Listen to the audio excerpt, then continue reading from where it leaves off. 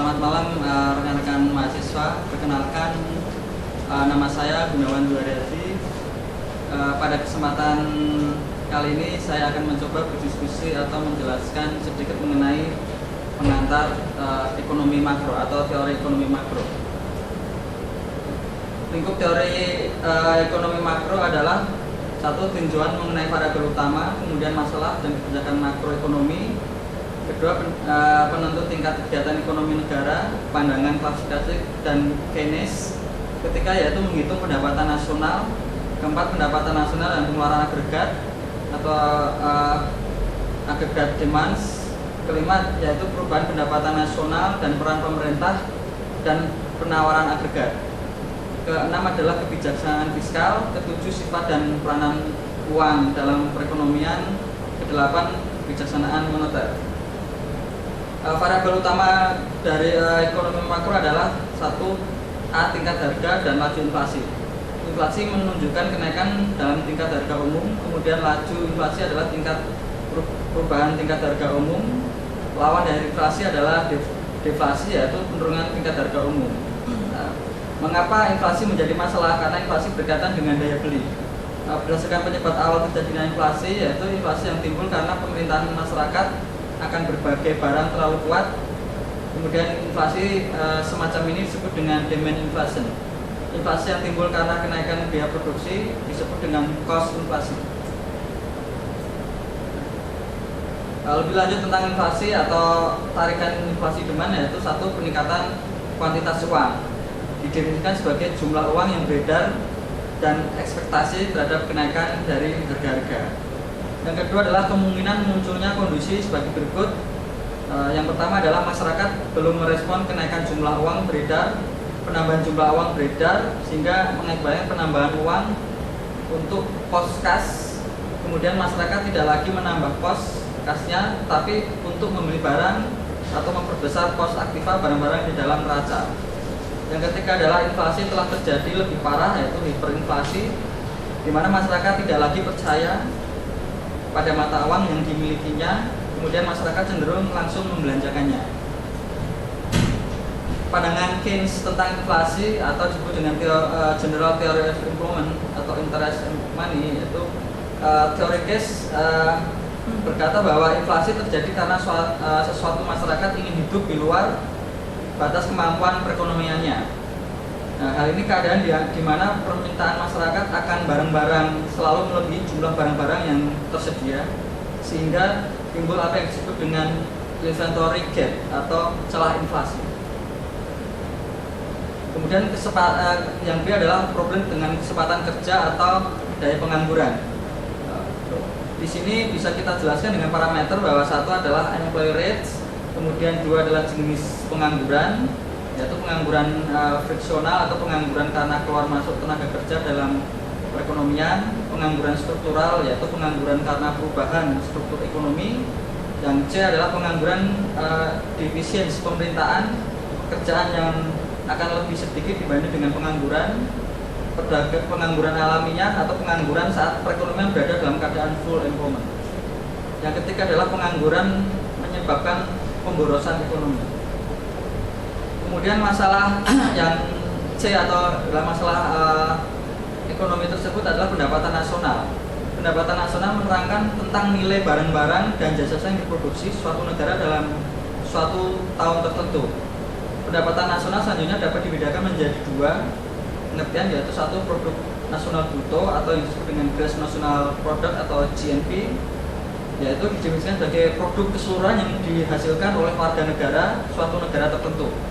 Kemudian produk domestik bruto atau gross domestic product atau GDP didefinisikan sebagai produk keseluruhan yang dihasilkan oleh penduduk suatu negara tertentu.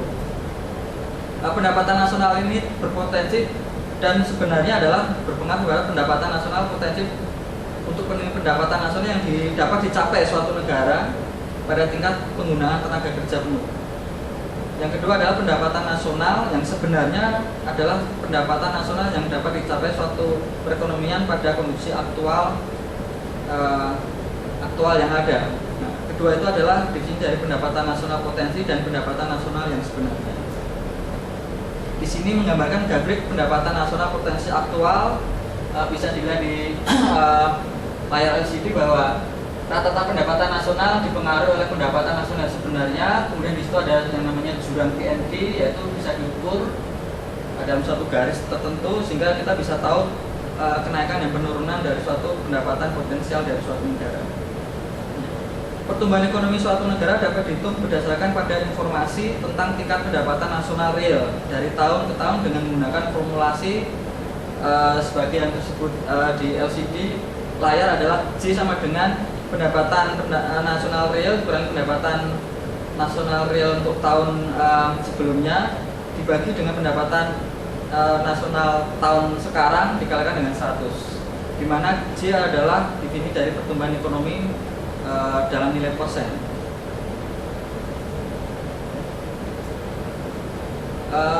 Permasalahan lain dalam ekonomi adalah permasalahan pokok dalam perekonomian makro adalah satu, masalah pertumbuhan ekonomi, masalah ketidakstabilan kegiatan ekonomi, masalah pengangguran dan inflasi, dan masalah neraca perdagangan dan pembayaran. Kebijaksanaan makroekonomi yaitu kebijakan fiskal, salah satunya adalah kebijakan fiskal dapat diartikan sebagai tindakan yang diambil oleh pemerintah dalam bidang anggaran belanja negara dengan maksud untuk mempengaruhi jalannya perekonomian. Kemudian anggaran belanja negara terdiri dari penerimaan atas pajak, pengeluaran pemerintahan atau government expenditure, dan transfer pemerintahan atau government transfer. Biaya transfer pemerintahan merupakan pengeluaran pemerintah yang tidak menghasilkan balas jasa secara langsung. Contoh pemberian beasiswa kepada mahasiswa, bantuan bencana alam dan sebagainya. Salah satu pengaruh penerapan kebijakan fiskal adalah pendapatan nasional.